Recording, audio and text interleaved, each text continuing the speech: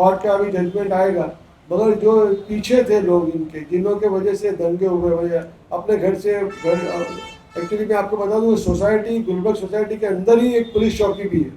Society की compound के अंदर पुलिस चौकी है एक छोटी सी, और जो पुलिस कमिश्नर है और बाकी कमिश्नरों के जो बड़े ऑफिसर्स हैं वो भी सोसाइटी से 5 मिनट की दूरी के ऊपर उनकी ऑफिस है।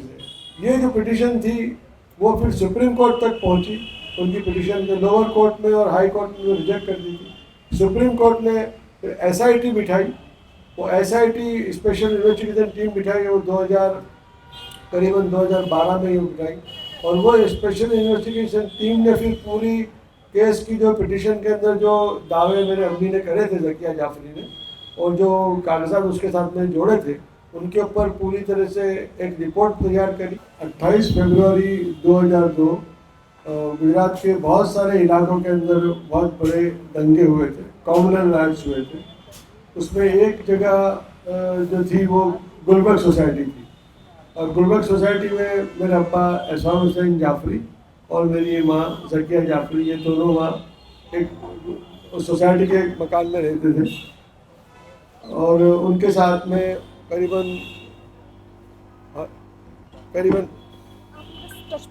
अच्छा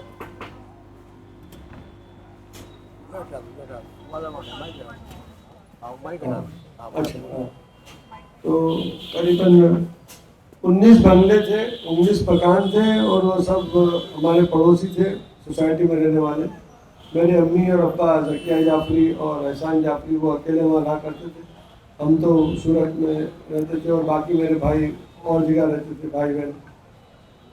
28 फरवरी को सुबह से ही सोसाइटी को बहुत सारे लोगों ने घेर लिया, और सब जो लोग घेरने आए थे वो सब बहुत सारा असला सामान लेके आए थे, उनके हाथों में सब तलवारें थी और भाले थे, और वो एक ऐसी नीयत से आए थे कि कुछ मारना है, लूटना है।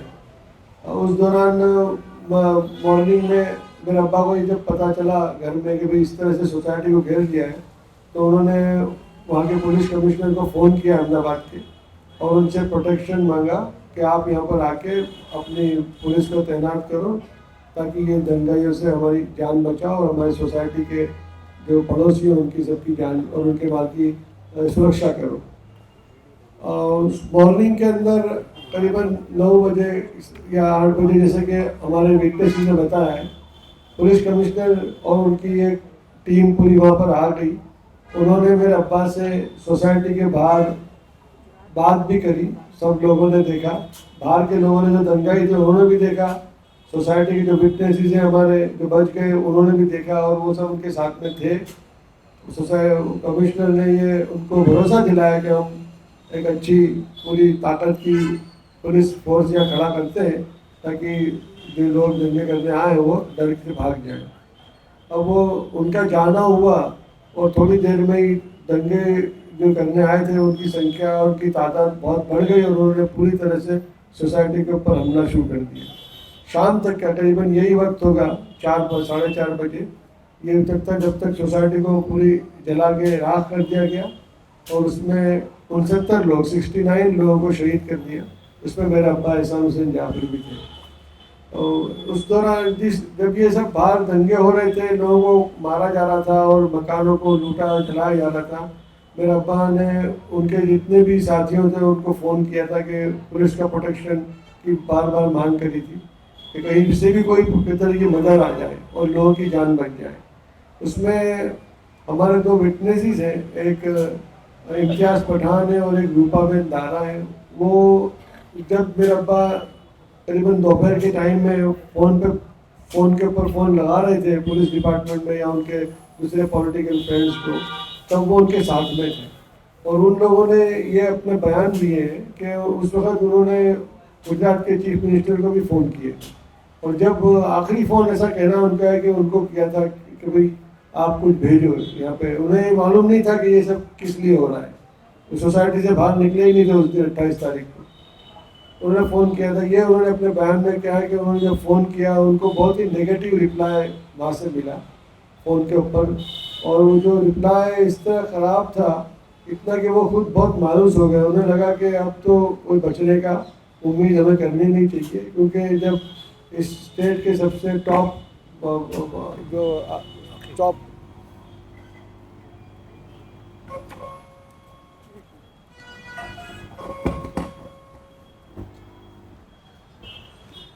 उन्होंने मतलब ये कहा कि जब हमने चीफ मिनिस्टर के ऑफिस को फ़ोन किया और वहाँ से अगर इस किस्म का नेगेटिव रिप्लाई आया है, ये पूछा, उनसे कहा गया कि भाई अभी तो तुम जिंदा हो, तो उन्होंने फिर सोचा कि अब कोई पुलिस की उम्मीद क्या, कोई प्रोटेक्शन की उम्मीद हमें करनी नहीं चाहिए।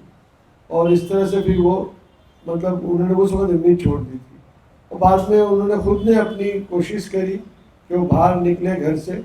घर में तो बहुत सारे लोग थे, उसमें 69 मैंने बता चुके हैं, उसमें से कितने लोग घर में थे, करीबन 40-50 लोग घर के नीचे की मंजिल में थे, जिसके अंदर चारों तरफ से आग लगा दी गई थी।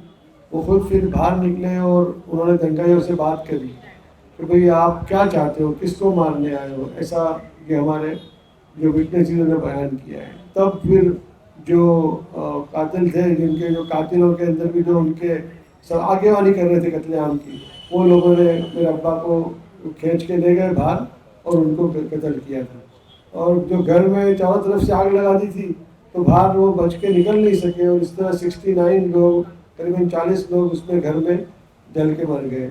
और जो बाकी थे वो घर की ऊपरी मंजिल थे, वो भी बहुत तकलीफ में थे, क्योंकि पूरा घर नीचे से जल रहा था। तो उन्हें भी यही लग रहा था कि अब ये मतलब ऊपर भी आग पहुंच जाएगी, मगर वो आग ऊपर नहीं पहुंची। तो जो विटनेसेस थे आज जो जिंदा है हमारे बीच में है, जिन्होंने सब बात हमारे को बयान करी है, वो बच गए और आज हमारे बीच में है। वो अहमदाबाद में सब हमारे पड़ोसी हैं, आज भी हम एक दूसरे से मिलते हैं, और उन्होंने से बातें बयान करी है, और उसके बेसिस पे ये पूरा केस चला है।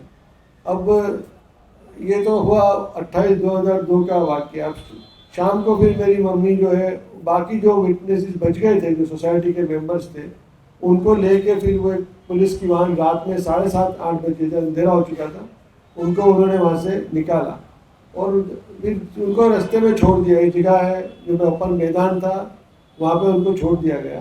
फिर लोगों ने अपने अपने तरीके से अपने अपने रिश्तेदारों के वहाँ पहुँच गए। मेरी मम्मी भी जो थी सकिया जाफरी, वो भी अपने पहचान वालों के यहाँ पहुँच गई।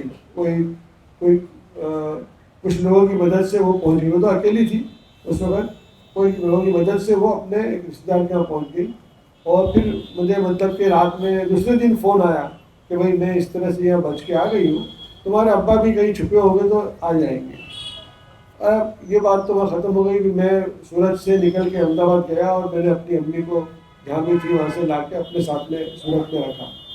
जब तक मैं उनके पास गया, वो यही सोच रही थी कि जाफरी साहब भी कई जगह जैसे और सब लोग बच गए, वो भी मतलब कई जगह छुप गए होंगे और वो भी धीरे से निकल के आ जाएंगे 1-2 दिन में, ऐसा उनका अनुमान था। उनको ये कुछ मालूम नहीं था कि इस तरह से उनके साथ क्या हुआ, हादसा हुआ है।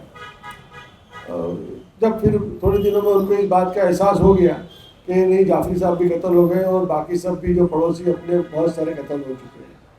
अब उनके सामने तो उस वक्त एक बहुत मतलब कि अंधेरा ही था, कह सकते हैं। हमने क्या करेंगे, मतलब वो पूछते थे। अब हम भी सोचते थे कि इतना बड़ा हादसा हुआ है, पूरे गुजरात के अंदर जगह जगह दंगे हुए हैं, तो ये तो अब किस तरह से आगे क्या होगा, क्या विटनेसेस हमारे जवाब देंगे, बयान देंगे, और कोर्ट में क्या केस चलेगा, ये सब एक। जो मेरे अब्बा खुद वकील थे और मेरे अम्मी को भी वकालत की थोड़ी बहुत तो उनके साथ रह के जानकारी हो ही गई थी, तो उन्होंने ही कहा वो केस वगैरह चलेंगे तो लोगों को सज़ा होगी। ये बात उनके दिल में एक छोटी सी जगह थी।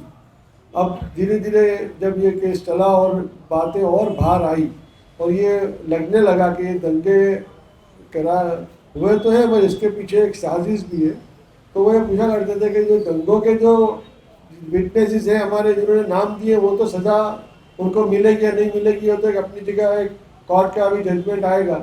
मगर जो पीछे थे लोग इनके, जिन्हों के वजह से दंगे हुए हुए, अपने घर से घर, एक्चुअली मैं आपको बता दूँ, सोसाइटी, गुलबर्ग सोसाइटी के अंदर ही एक पुलिस चौकी भी है। सोसाइटी की कंपाउंड के अंदर पुलिस चौकी है एक छोटी सी, और जो पुलिस कमिश्नर है और बाकी कमिश्नरों के जो बड़े ऑफिसर्स हैं, वो भी सोसाइटी से 5 मिनट की दूरी के ऊपर उनकी ऑफिस है। तो शाम तक बोले कोई प्रोटेक्शन नहीं आया, इतने सारे लोग शहीद हो गए और पूरे सोसाइटी को जला दी गई, अच्छे बड़े मकान थे सब। तो वो उनके जहन में ये ख्याल तो चला ही करता था, पर वो कुछ उसका क्या सॉल्यूशन आएगा, क्या नतीजा आएगा, क्या कैसे कुछ करा जाए, उन्हें कोई उसका अंदाज़ा नहीं था। और फिर जब ये केस चलने लगे और जब नानावटी कमीशन बिठाया गया और उसके अंदर जब फिर जो जो गुजरात के आईएएस ऑफिसर्स थे उन्होंने अपनी पिटिशंस रखी कि भाई एक्चुअली हुआ क्या था उस दिन 28 तारीख को और 28 तारीख को उसके बाद क्या हुआ था। जब वो पेपर पे ऐसे एफिडेविट बन के आने लगा तब ये उनको एक हमें एहसास होने लगा कि ये दंगे अपने आप नहीं हुए थे, इसको बाकायदा कराया गया है और इसके पीछे एक साजिश है। और उस ख्याल से उन्होंने फिर एक सुप्रीम कोर्ट में पिटिशन करी कि भाई इस दंगे के पीछे सरकार का हाथ है। और उन्होंने बहुत सारे सरकारी अधिकारियाँ, उस वक्त के चीफ मिनिस्टर का भी उसमें नाम है, उनके सामने एक पिटिशन करी कि इनकी जांच होनी चाहिए और ये दंगे जिस तरह से हुए उनके पीछे किन लोगों का हाथ है उसको लोगों के सामने लाना चाहिए और उनको कोर्ट में उन पर केस चलाना चाहिए। ये जो पिटिशन थी वो फिर सुप्रीम कोर्ट तक पहुंची, उनकी पिटिशन के लोअर कोर्ट में और हाई कोर्ट में रिजेक्ट कर दी थी। सुप्रीम कोर्ट ने एसआईटी बिठाई, वो एसआईटी स्पेशल इन्वेस्टिगेशन टीम बिठाई, वो करीबन 2012 में ही बिठाई। और वो स्पेशल इन्वेस्टिगेशन टीम ने फिर पूरी केस की जो पिटिशन के अंदर जो दावे मेरे अम्मी ने करे थे ज़किया जाफरी ने और जो कागजात उसके साथ में जोड़े थे उनके ऊपर पूरी तरह से एक रिपोर्ट तैयार करी और वो रिपोर्ट फिर सुप्रीम कोर्ट को दी गई। और उस रिपोर्ट के बेसिस के ऊपर लोअर कोर्ट में फिर केस चला, गुजरात की लोअर कोर्ट में। और वो फिर लोअर कोर्ट के अंदर उसका जजमेंट आया जिसमें हमको निराशा हुई कि लोअर कोर्ट ने जजमेंट को जो पिटिशन थी उसको खारिज कर दिया। उन्होंने कहा कि इसमें कोई हमें कंस्पिरेसी नज़र नहीं आती।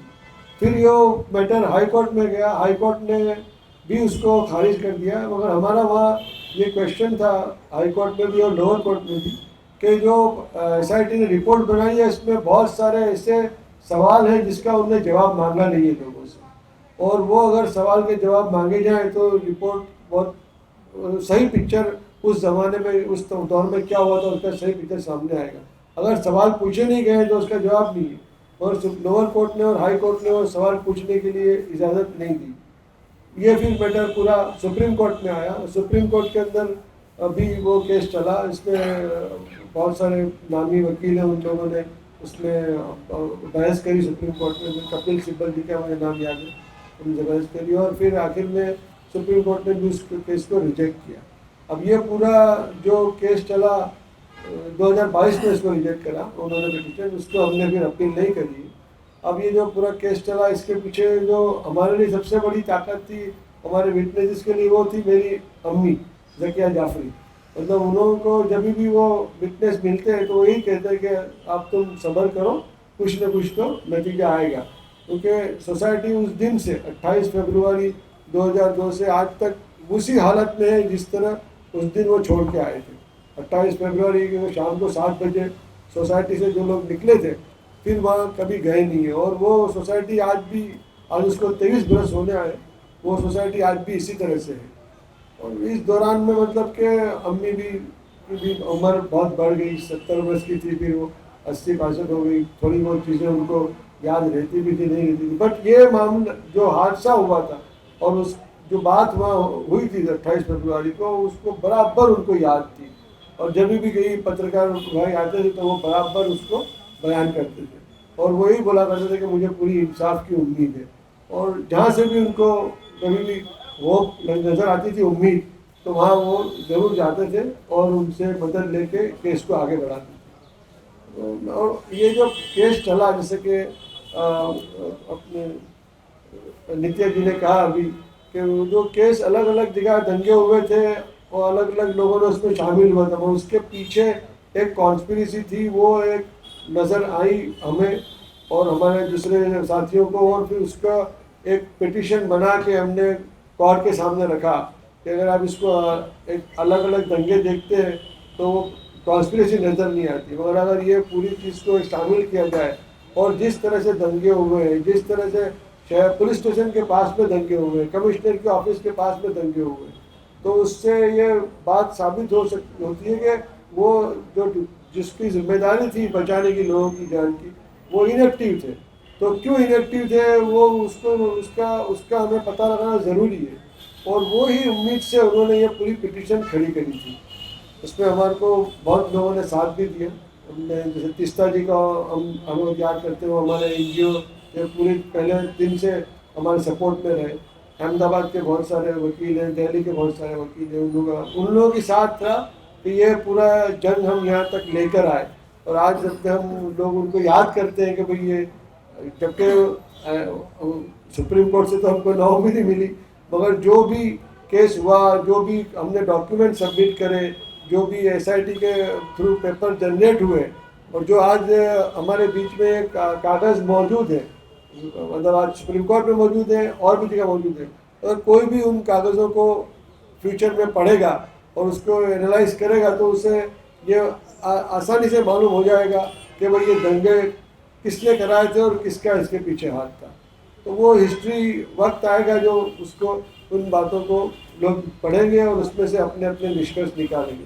तो मैं समझता हूँ कि जब हम कहेंगे हमको पूरा इंसाफ मिल गया, ठीक है, अभी नाउम्मीदी हुई है थोड़ी सी, मगर वक्त जो है वो हमें इंसाफ दिलाएगा, ऐसा हमारा हमारा हमारा यकीन है और हमारे साथियों का यकीन है। शुक्रिया सुनने के लिए।